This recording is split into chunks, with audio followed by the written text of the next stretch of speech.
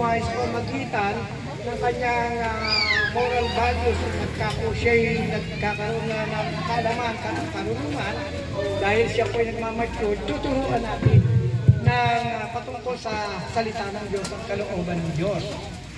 No? Kaya hindi ko man nakapanayam ang mga ninong at ninang, no, ay akin po naaabot sa inyo ang inyong mga responsibilidad.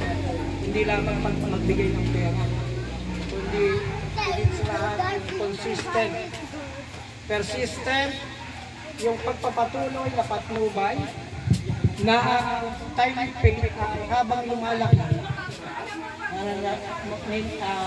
Second mother and father kayo. Parang, siyempre, kung anong responsibilidad ng mula, ayun din ay nagiging bahagi kayo ng responsibilidad. Hindi lang basta ninong ako niyan. Siyempre, pagka lumaki na,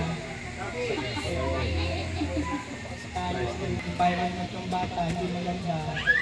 At sa po, yung mga bata na naandun sa dito. Ay, hindi ko inaalak.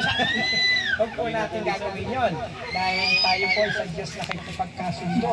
At anumang bagay na kanyang magiging kalagayan ay nakasalalay sa ating environment, sa ating mga magulang at mga ninang at ninong.